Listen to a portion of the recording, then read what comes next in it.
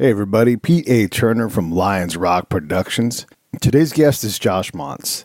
Here's the thing about Josh. He was shot and killed over a dozen years ago in Iraq. While that story is sensational and clearly a big part of his life, what we've learned from guys like Josh and Harold Bray is that repeating over and over for audiences the most traumatic moments in their life just isn't all that much fun for them, and frankly is selling ourselves short as well. So we're covering it quickly here and then moving on, because it turns out Josh has been busy the last 12 years. He's written a best-selling book, The Beauty of a Darker Soul. It's about surviving that fatal sniper's bullet and recovering from the trauma and grief it caused him later. He's also a national-level speaker, working with major corporations, developing leadership programs for companies like Tesla. He's also the CEO of Asymmetric Mind, and is currently pursuing a PhD. Not bad for a guy that was supposed to be dead 12 years ago. He's done TED Talks, he's been on dozens of shows that you've heard of, and nobody got him like we did here on the Break It Down show today. I'm super proud of this. We're proud of Josh. We're thrilled to feature his work today. Our co-host today is another guy who I'm just crazy about, another best-selling author and a friend of both Josh's and mine. His name is Robert Vera, and he is fantastic as he sits in like an author that tells these kind of stories. Finally, I just wanted to take a moment to thank all of you that listen in. Truly, thank you. I love your support, what it means to me to be able to share these stories with you and to hear and see from you guys. It just means the world to me, and I don't say it often enough, but thank you so much. This is a really wonderful thing that we all get to do together, and I'm so glad to share this with you. And a lot of you have been and will someday be co-hosts. And this is one of the best things about this show is I find ways to get people involved. So thank you all. Truly, thank you. Now here comes Josh. Lions Rock Productions. This is Jay This Moore. is Greg Proops. This is Jordan Harbinger. This is Dexter from The Offspring. This is Nathan This is East. Sebastian Younger. This is Rick This Marotta. is Stuart Copeland. This is Mick Gillette. This is Andy Summers. Hey, this is Skunk Baxter. This is Gabby Reese. This is Rob Bell. Hey, this is John Leon Guerrero. Hey, and this is Pete A. Turner. Hi, this is Josh Mantz with Asymmetric Mind, and you're listening to the Break It Down show. And now, the Break It Down Show with John Leon Guerrero and Pete A. Turner. Today, I have Josh Mantz on the show, and Josh is a fantastic combat warrior just like me. And this show is co-produced and co-hosted by my good friend Robert Vera, who brings incredible stories to life. You guys have to check out his books. Josh's book is also available, and I will tell you the name of that. That book is called The Beauty of a Darker Soul, Overcoming Trauma Through the Power of Human Connection. I'll briefly give Josh's background. I don't want to spend much time because we learned something from Harold Bray. Talking about the worst days of your life over and over again isn't necessarily the way to get to the bottom of who Josh is anymore. Josh was shot and killed in April of 2007, just exactly 12 years ago. He was dead for 15 minutes. They brought him back. He retired. He was a major in the Army. He fought in Sadr City, which is an area where I spent a lot of time, and he and I are going to get past all of that stuff. He also had he went right back out on the road and started talking and trying to share, and he had to get better at some point. And like me, my camel had a lot of straw on its back, and I thankfully never got to the last straw. And I think Josh can understand that the loads that we carried, we somehow managed to shuck off and deal with, but it wasn't an easy road. So I guess we'll start there, Josh, with your camel and all the straw it had on its back. You never got to that last straw. What was your turning point? Pete, one thing I've learned is that healing is a journey. It's never a fixed point in time. And the same holds true with transformation. So there were multiple points where I'd hit some very deep emotional, what seemed like rock bottoms, right? Move through it and then kind of transcend into a more elevated level of consciousness, for lack of a better word. And, that progression unfolded literally over 10 years and continues to this day in different respects. Yeah, the book is new. I mean, it's only been out a short amount of time. When you get through writing that book and diving into who you are and overcoming trauma, you must have dealt with a lot of it then. But then you have to immediately take that book on the road. Scott Husing co-hosts a lot of episodes with me, and we both talk about, writing the book is hard, but then you got to go out and make people believe in it and do that again and again and again and again, and just go out and build an audience. How do you avoid overworking and not working on yourself while simultaneously developing yourself to continue to recover and get better? So it's ultimately comes down to the place that it's coming from, right? The place that the message is coming from. It's true. I've got to relive this experience every time that I speak about it. And I have to do that in order to really bring the true emotion that goes with this experience in ways that can benefit other people. Today I do this work because I want to, and also because I feel like I do have a responsibility, because we've been put in a position to make an impact on this field, and a lot of exciting things are starting to happen now. But as you'll see in the book, like that book, kind of, I had to end it at a certain point, right? And it was written for a general audience. But what you'll see in the book is my emotional downfall after coming back to life. Yeah. And a lot of people make the assumption that, well, you're back alive, shouldn't you be happy? And that couldn't have been further from the truth. It was. I was about to walk into a labyrinth that was filled of guilt and shame and a lot of very, very complex emotions that wouldn't be understood for years afterwards. But that's ultimately what put us in the position to do the work we're doing today, to help people overcome these experiences more efficiently. Pete and Josh, this is Robert Vera. I just want to add something. I've known Josh for a couple of years now, and I've seen and just have the honor and privilege to see an evolution of his work. And one of the first times Josh and I met was in San Francisco. And we were at the Presidio in San Francisco. And if you've never been there, it's one of the most hallowed places, I think, in the country. It overlooks the Golden Gate Bridge. And Josh was there on Memorial Day to give the Memorial Day talk at the Presidio. And, the evening before, Josh and I went out to practice the speech. I was there with them. And Josh, can you speak to that? Then I just want to follow up a little bit about that night and, where it was and the impact I think that had the next day.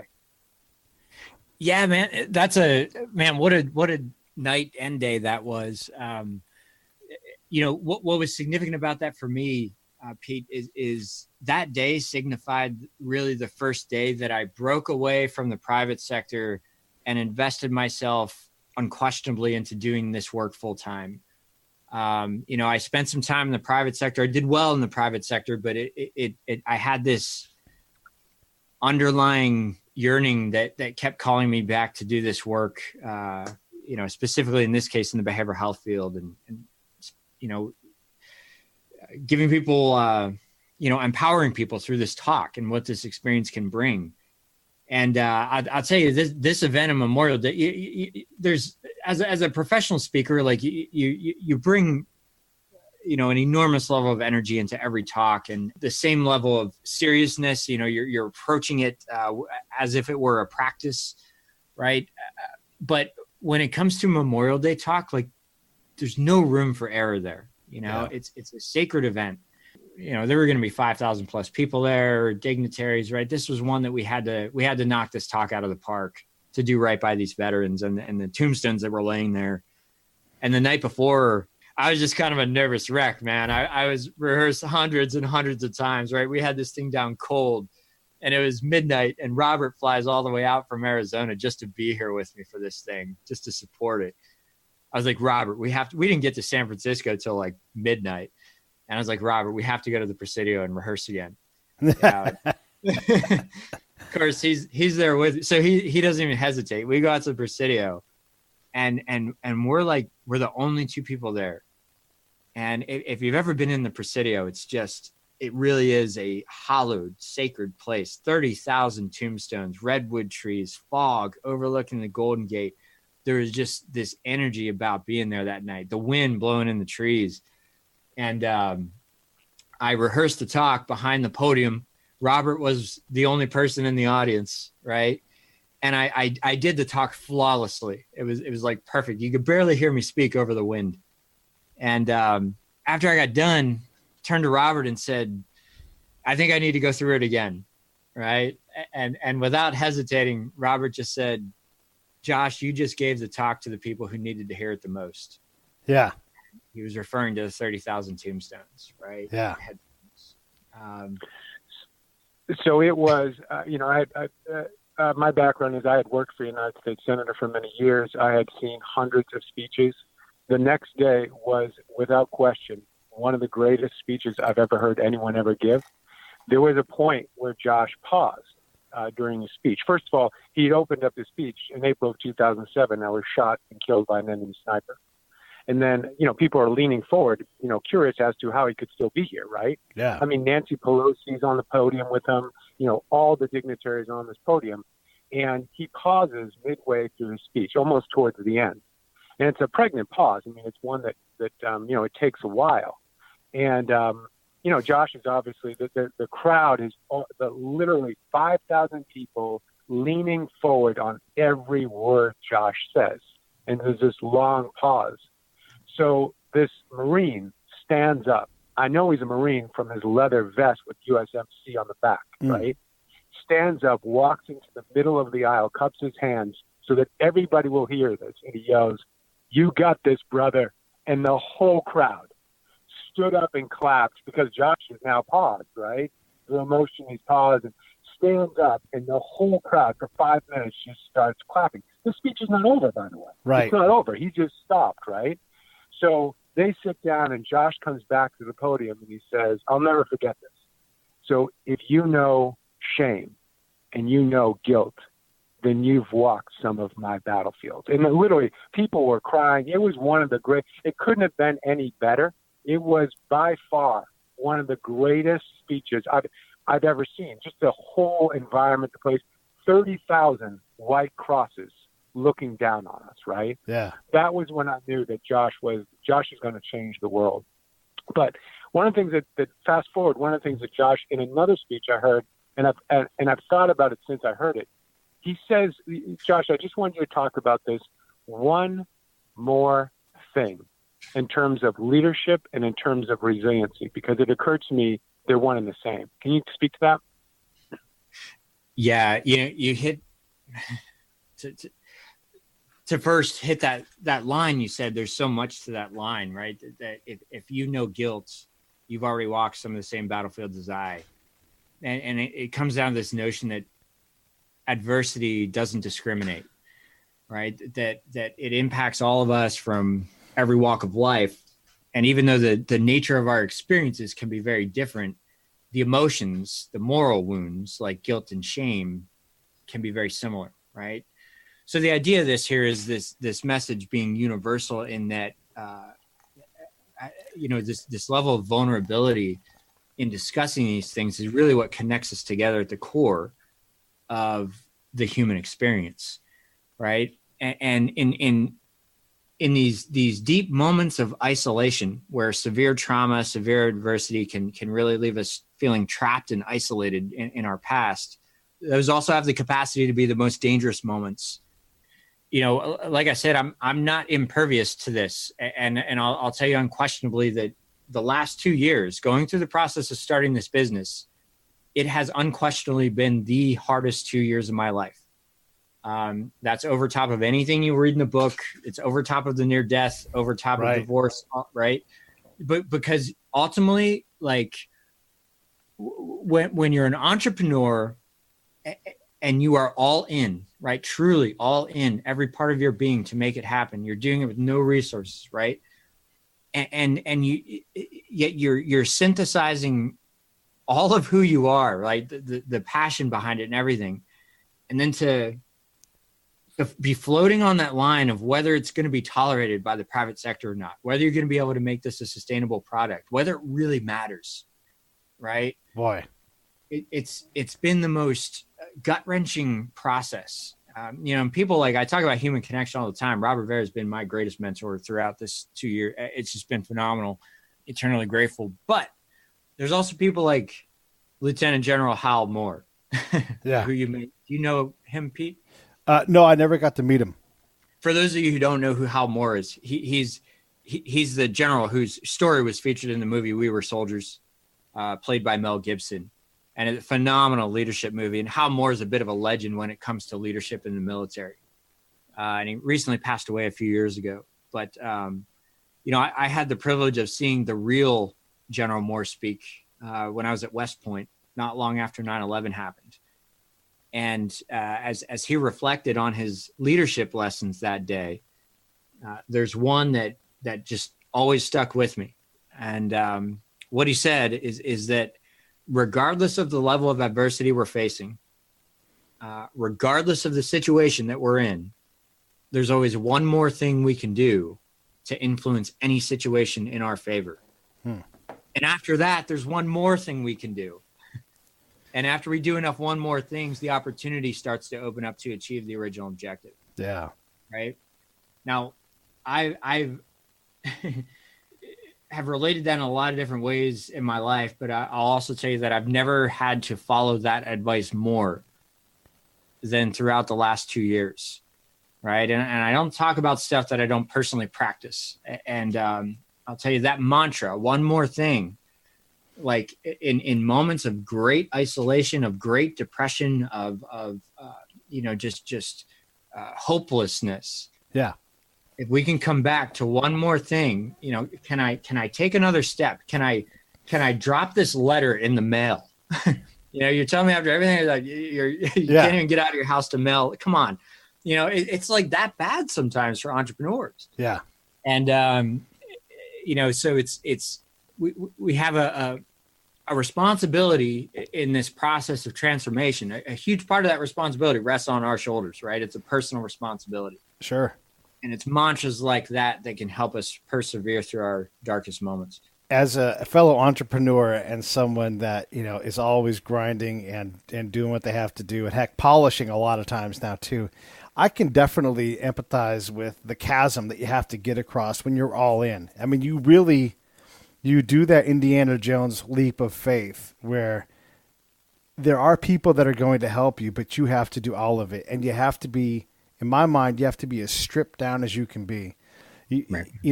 Cable bill? Are you kidding me? If that's an extra $100 in your pocket, I don't need cable.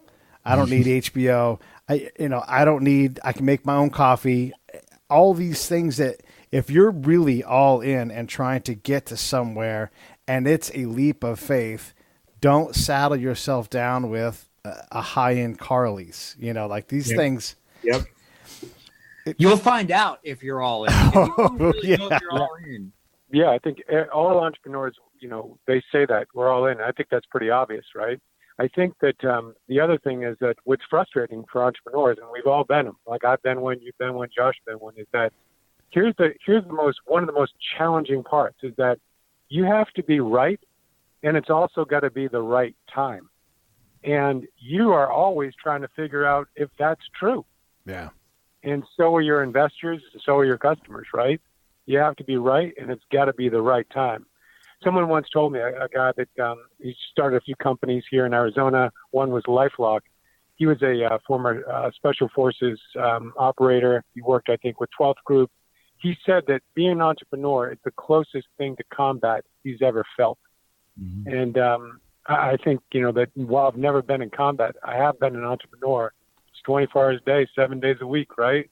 And you have to be focused all the time. But that idea of one more thing that occurred to me a couple of days ago, and I called Josh. I said, Josh, it's not just about leadership; it's about resiliency, and that's how you overcome the challenges in life by just literally going out and mailing the letter if you have to, and then taking it easy after that because you did your one thing, and just wait till you have the energy to go do another.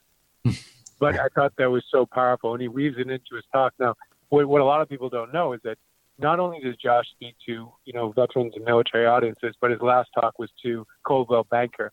So he relates to, I think, a spectrum of people that not many can. But just a really talented speaker, and he weaves the story so well that, there's no. Many people use PowerPoint. Josh doesn't do any of that. It's the story, it's the narrative that people are glued to, and it makes sense.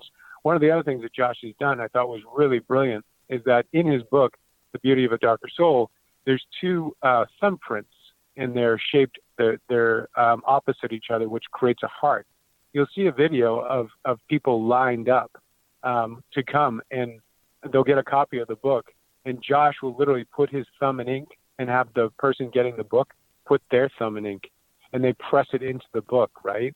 And it's just really, I think, an amazing way to sort of acknowledge someone else's humanity by giving them a part of you, literally a part of you in your thumbprint in the book. So I really enjoyed that. You know, that's you bring up a good point, Robert. It is like I'm seeing more and more corporations deeply interested in this topic of emotional resilience, right? And persevering through adversity. And like I said earlier, right? Adversity doesn't discriminate. And we've been able to take a very adverse experience, right? And derive and synthesize the lessons that matter within them, right? That can connect an organizational culture together and inspire people to kind of really be their best. The other aspect is of course on a leadership standpoint, right? It's important. The greater that I understand myself, the greater that I understand my own emotions, the greater the capacity I have to accurately empathize with my employee population. Right? And I like if I have a deep understanding of guilt and a lot of emotional plasticity, right?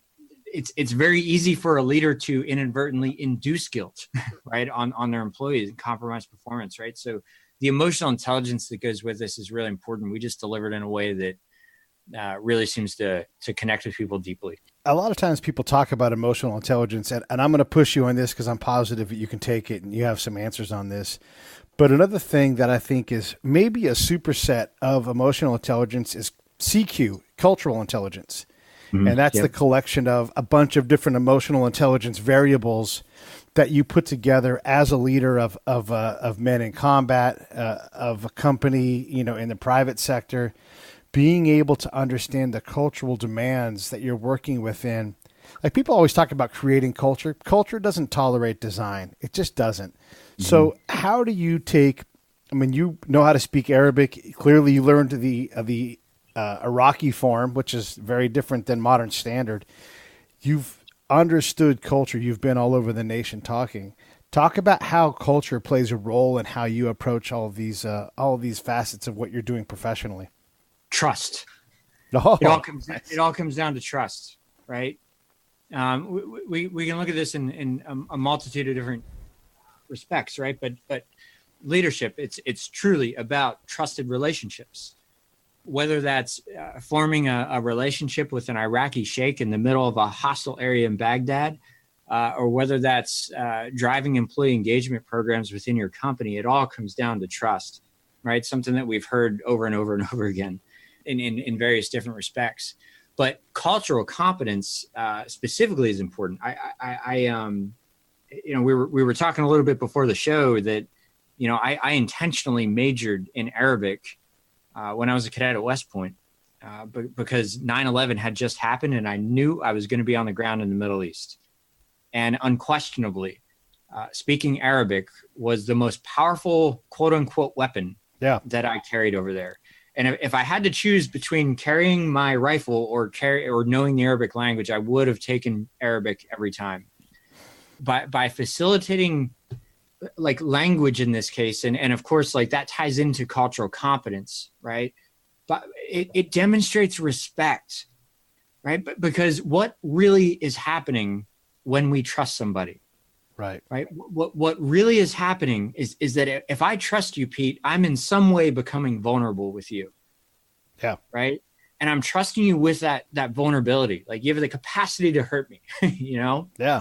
And the greater the magnitude of the situation, the greater the vulnerability, right? The greater the level of trust, the greater the vulnerability. Also the greater level of trust, the more highly functioning the team, right? Yeah. So there's a lot of different variables there, but cultural competence is crucial, whether it's on a deployment to Baghdad or understanding the true nature of all of the variables that impact the lives of your employee population, right? Yeah.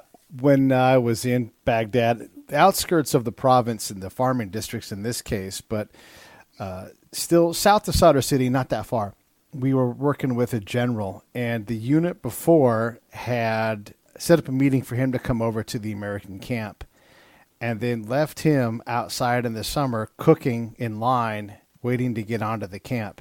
Now, for the audience, so they understand, because these guys are my friends, I think they may even know this story, but when an American commander who owns that camp shows up and he says, "Get the fuck out of my way," guess what happens? Everybody gets the fuck out of that guy's way, and he drives right in the camp. Now imagine what happens when an Iraqi general shows up and he gets sweated in the car for over an hour outside waiting to clear security. Yep. Unfucking acceptable. That guy held that against us, and he told us, because I asked him about it. I'm like, "When are you going to let that go?" And he's like, "Never. I will never let that go." And I would let every commander know, but it's such an atypical way to approach a problem. Like, that's not my problem. Like, yes, it is. Every single time he sees you, he holds that against you and your peers. Yep. So that trust, you have to extend it, and you have to also win back the hurt that's been done before, even if you don't know it's there. Yes, Pete. What you're saying right now is just beautiful, because it's. I hope people can connect with the depth of just how important it is that you're taking ownership, right? You're not just, like in my case, right? I'm not just representing Josh Mantz. The uniform represents the Americans, right? Our force. One of the most just vivid experiences that I've had, and it's a classic counterinsurgency example, but this young Iraqi girl named Hajl, who was 14 years old. Bottom line, we got waved down by this Iraqi gentleman trying to get our attention. And normally we don't stop a patrol, right? But there's something that I saw in his eyes. There was an intuition. And I made the decision to stop the patrol and find out what he wanted. It turns out when he took us to his house, which was this old abandoned garbage dump area, just mud huts, displaced Shia from the war. We didn't even know it was there. But walk over to his house, and it looked more like a outdoor patio filled with rubble. And he proceeds to tell me that it was an American mortar round that did this. They blew up their house just the night prior. And I was almost in disbelief, because we don't fire into cities. you know, even if we're fired upon, we don't. Our mortar teams don't. But what happened is we didn't even know this area existed, because it was an old garbage dump. And after questioning this gentleman, he told me that an insurgent mortar team set up mortars about 50 meters from their house, fired at the American base, intentionally trying to get us to fire back, create this damage. And that's how this happened. So it was an insurgent exploitive tactic. Now, think about what's happening here. Here I am, the American. We collectively just killed half their family. Yeah. The mother was killed. The father was Iraqi military stationed in Ramadi at the time. Wow. 2 kids were killed. 2 others were undergoing amputations. And this young girl, 14-year-old girl, now fulfilling the role of her mother, named Hajl, was bandaging up a 2-year-old's leg, or a 4-year-old's leg, with a gash down to the, So it's like this family had every reason to hate us. Yeah. They had every reason to trust us, or to not trust us. And the Iraqi gentleman actually pulled out a piece of shrapnel that was still embedded on the wall, and it had a U.S. serial number on it. In that moment, like, the only thing that you can do is to take complete ownership of it, right? Could we have ignored the family and drove on? Sure, but that would have destroyed the relationships in that area, and we would have created a lot more enemies by doing that. Yeah. In the opposite, we had to take on an enormous amount of risk just to facilitate that relationship and build it, right? We ended up getting them a condolence payment. First time it was done in the area from what we know. And the relationship we formed with that family was so powerful, right? The bottom line is it ended up being like a strategic level relationship in the end. This episode of the Break It Down Show is brought to you by Lions Rock Productions. That's us. We publish, evaluate, and develop podcasts just like this one, consult others to build their own, and create associated content and content marketing strategies. So if you're launching or expanding your social media presence, your business or your personal brand, or if you just want to take your media presence to the next level, reach out to us on Twitter at Pete A. Turner or at JohnLG69 at the Break It Down Show. There's 1,000 ways to get a hold of us. Now enjoy the show. The bottom line is it ended up being like a strategic level relationship in the end. And I didn't do that by coming in hard. I didn't do that with the masculine energy. I did that with empathy, with humility, right? With respect, and everything else that's related to it. First of all, thank you, Josh. And, just listening to this is really, it's awesome for me, right? I've known Josh and I've learned so much about leadership and counterinsurgency from Josh. A couple of things that he didn't tell you is that, Josh, not only he took those lessons from Iraq and from West Point, he brought them to Tesla. He actually created the leadership development program for Tesla. But a couple of things that Josh told me is that, one, he went back 10 years later and to see the guys that he served with, right? And, I work with a lot of veterans, Pete. A lot of veterans. And many, they hated the place they served. What they missed the most is the guys, right? That's what they all miss. But Josh told me something that I thought was really a testament to his leadership and the way he did things. He went back 10 years later, and to a person, they all said, we were really proud of the work we did there, right? Really proud of the work that, they did do it right. They did build trust. When Josh got shot and his staff sergeant got shot, it was the Iraqis that Josh worked with that pointed out where the sniper was. Huh. So that's a testament to his level, the level of trust that he created in the community. And think about this. This is during the surge, right? This is 2007. It's a bad time. We're not winning at that point, by the way, right? And people are losing their lives to the insurgency if they cooperate with the Americans. And yet they're pointing out who shot Josh, right? The Iraqis are. So that just shows that Josh really gets, the coin doctrine. And the coin doctrine, its fundamental basis of coin is trust, which is the fundamental basis of leadership, right? So it's just really an amazing story that he tells, but Josh lives it, right? And he would tell me, it's hard to lead guys when you're asking them to risk their life to go give a T-shirt to somebody. Yeah. That's a very difficult task to ask, somebody, you're the new guy, the new captain coming in, and you're saying, hey guys, we're going to do this. Yeah. And, they're like, well, that's, that's dangerous. We don't do that. There again, Josh had to train or at least educate his people, the guys that he worked with. Yeah. Hey, here's the why we're doing this, right? And I think it paid off, and the acknowledgement of that was 10 years later when he went and saw them at a reunion.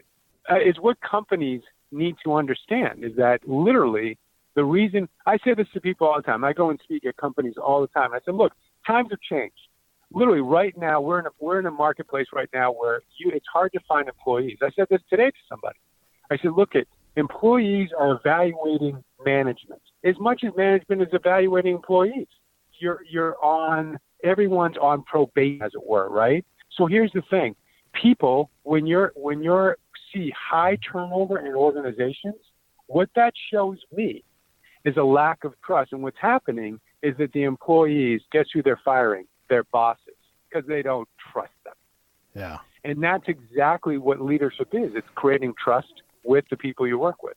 And Josh, literally, when he goes and speaks, you have to watch a video or go see Josh speak. No one's playing with their cell phones.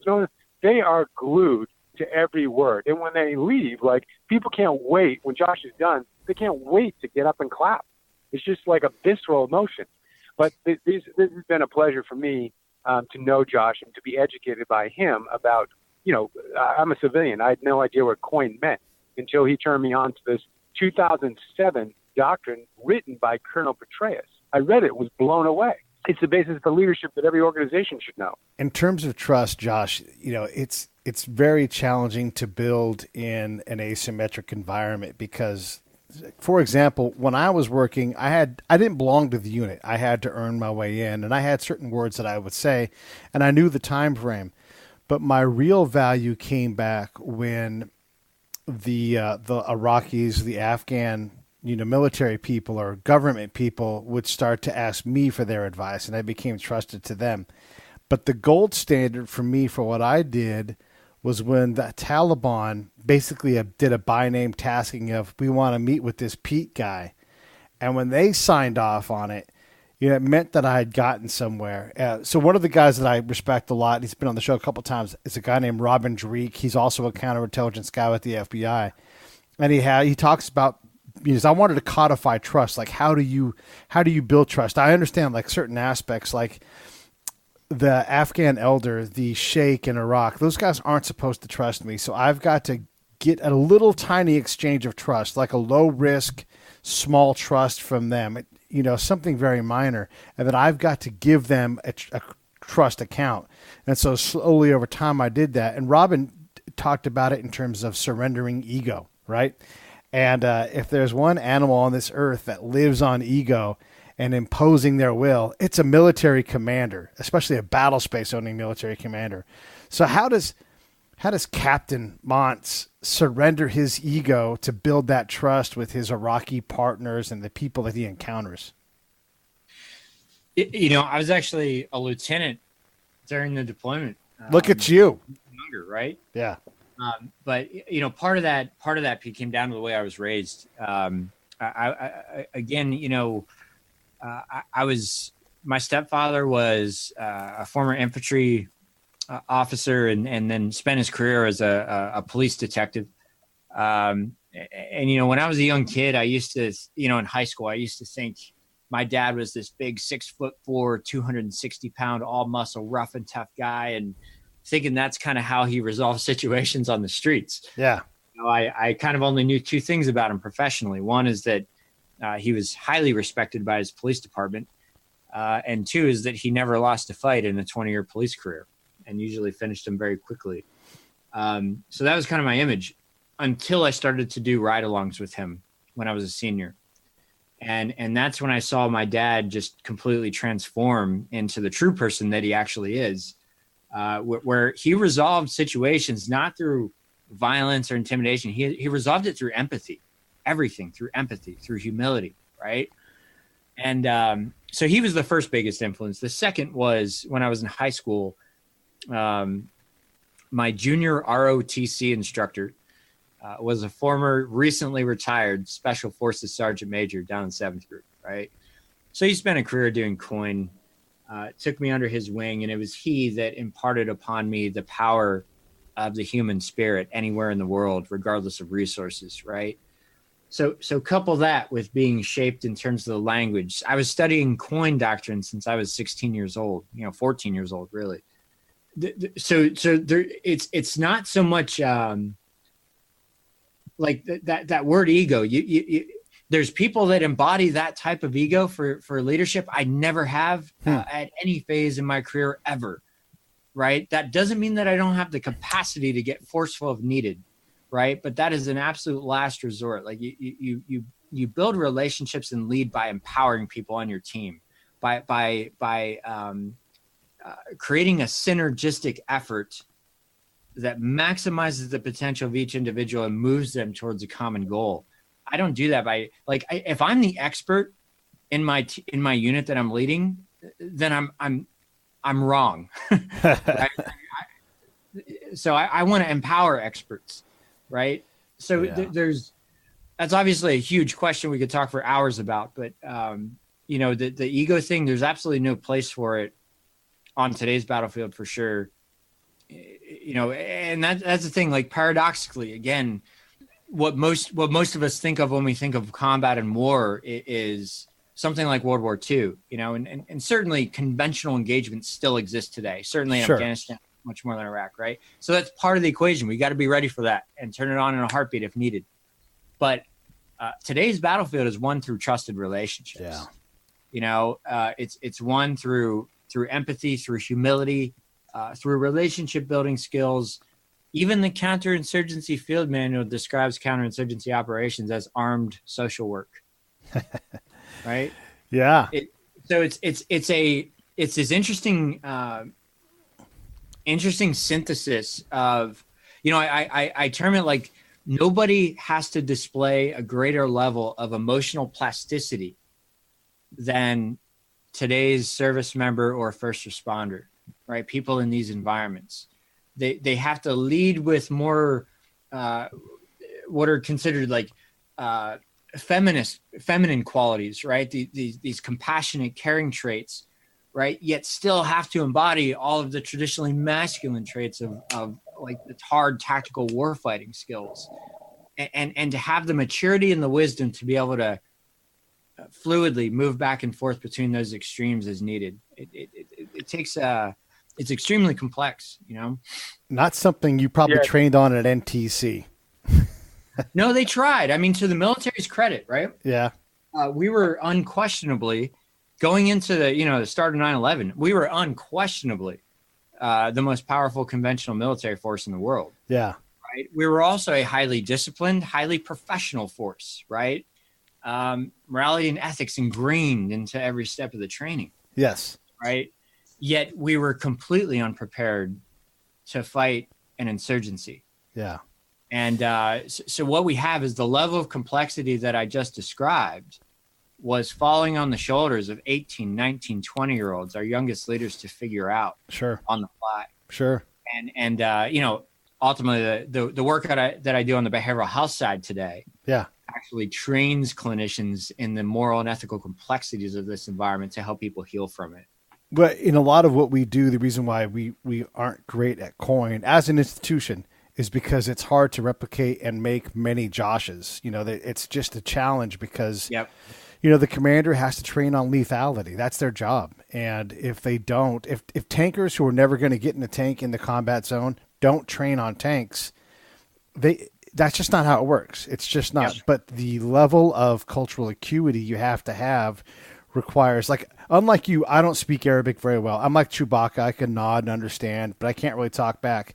But I use interpreters at the elite level. There's nobody that's better at working an interpreter than me. You can be on par, but if that person has my trust, they're half me, they're half my partner.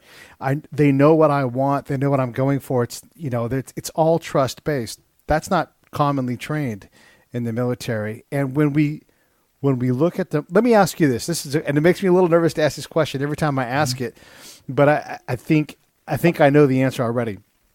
In your time in a combat zone, did you fire more bullets or have more conversations? Conversations. Right, by far. Oh, yeah. Yeah. And we don't train like that. And we don't train with the same clarity. Like, okay, so this is for the audience. If I go and I'm shooting and Josh is trying to help me qualify because he's a commander and he wants to make sure all his guys are prepared, he can tell me specifically cheek to stock weld, steady pull on the trigger, constant aiming of center mass, all these things to help identify what my flaw is with my shooting. And he can tell me to, adjust my scope this way, that way, very, very detailed things to get my rounds hitting the target.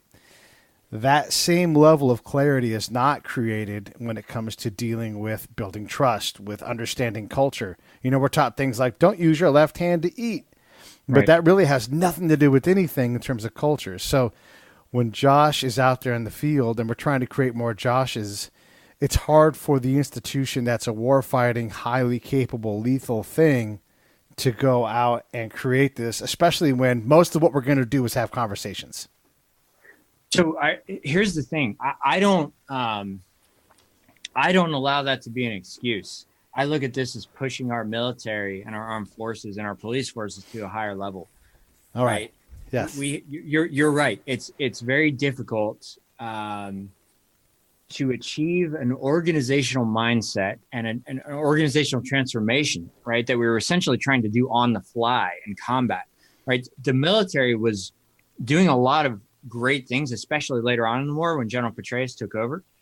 But there was what I'll tell you is this: I don't think there's an excuse what we have to do is get smarter. We have to get more efficient with the way that we train.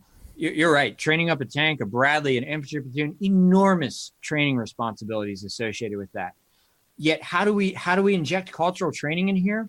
We do it during the breaks, right? We leverage the assets that are on the post to pull out local interpreters and incorporate it into every training event that we can, right? But more importantly than that, I don't need a soldier to be able to be fluent in Arabic, right? If they're trying to say a word to an Iraqi, that's what builds trust. That's what demonstrates respect. Like I wasn't fluent. I mean, I was like functional, right? But I mean, I'll never forget it. The first time I tried to speak to this person was a very uneducated Iraqi, but first time I tried speaking to somebody, he had no clue what I was saying. After I just spent 4 years studying it. Right. And I was like defeated, man. First patrol, but the point is, it's not that, right? It's the effort, right? It's the mindset, it's the affect that the soldier brings to the table. The quiet professionalism. Yes. Right. That's the service member of today who is going to succeed in the environment. Right? Yeah, no, I'm with you. I don't care if you're a man, a woman, gay, trans, whatever. If you're not a pro, as long as you're willing to become one and do your job at getting better, then you're valuable to me on the modern battlefield. Yes, maybe you can't do as many push-ups, but my answer to that is always, hey, Josh, ask me how many push-ups I've done in combat when I've been shot at. Ask me. Go ahead. How many? It's zero. No one's ever like, drop you, give me 50. Like, nope, that never happens. It's like you said, a lot of these skill sets are tied to EQ and CQ, and the way we approach those problems as an institution creates hurdles for us that we shouldn't have to have. I agree. It can't be an excuse, and units do get better. Unfortunately, it's a maddening process of getting better just as they're leaving. I want everybody to understand that we're talking to Josh Mantz. You can go to asymmetricmind.com, and you can also pick up his book on Amazon. He's awesome. We also have Robert Vera, and Robert Vera also is a best-selling author, so make sure you guys are checking out these guys' stuff. Obviously, we're going to have Josh on and just talk some more talk, but since you've written the book and you've been on the road selling it, how has your life changed? There was, I was toying around with the idea of writing a book for a long time. And the best advice I ever got from another author before I started is he said, Josh, don't write a book because you want to write a book. Write it because you've reached a point where you feel like you have to. And the bottom line is I reached that point. And there was a certain place that I reached in my life, like a very transformative, kind of decisive moment that kind of allowed that book to close the way that it should. And so it was written for a general audience, universal message about overcoming adversity. How it really impacted me, or maybe a better word is sustained me in some ways. Is during these darker moments as an entrepreneur, the every time I go speak, or every time people write something about the book, about how it connects to them, it reminds me of why I'm doing what I'm doing. It reminds me of why it's important to relive this, to be able to bring people with me so they can connect to it in their own ways. Like, the talk's not about me, it's about them. Yeah. It's those kind of things that when it just impacts somebody in some way, or helps someone, right? It's also, so that's one thing. The other thing is it was one of the most transformative things that I've ever done for myself personally, unexpectedly. I didn't realize it would be, but because the process of writing, which I very well know now, it requires you to think deeply about how to communicate something in words, right? To articulate it in a way that can resonate with the maximum number of people possible, right? And that required really doing a lot of deep self-work, wrestling with concepts, sometimes for pacing around my house for days on end to try to figure out how to communicate something. And you know, of course, what really happened there is it was also helping me really process it to a much greater level. So there's the self-development aspect of it that was really powerful.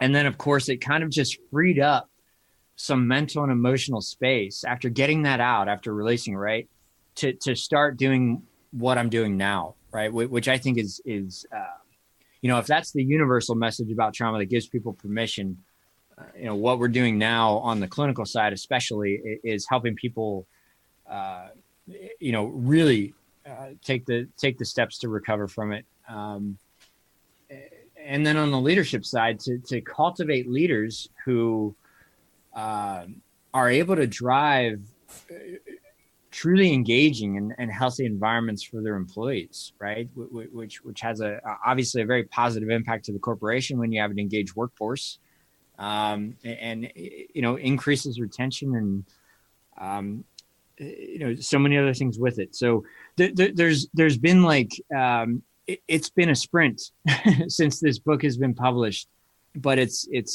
interesting how it's kind of infused into everything that I'm doing today. But it's a process that I would encourage anyone to undertake, even if it's just for yourself. You know, if you're thinking about writing a book, write one, even if you don't publish it. So it was a huge moment for me. You know, Josh, as you were talking, it occurred to me that, you know, the training in counterinsurgency and what you've done since, if part of being a successful entrepreneur is being not only right, but having the right timing, that's also true for being a successful counterinsurgent operator, right? Not that you have to be right in an ego way, but you have to know which type of influence to use and when. And the consequences are really high if you don't do them right. And I think in both cases, you're an entrepreneur or someone practicing, you know, coin in an operating theater. But I think it has prepared you to what I think is a really, you know, really great entrepreneur. You've been able to overcome a lot of the adversity. You have a vision for it. You're flexible. So I do think while it's been difficult, I think that the experience you had really prepared you well. And I think that the approach you have is the right approach.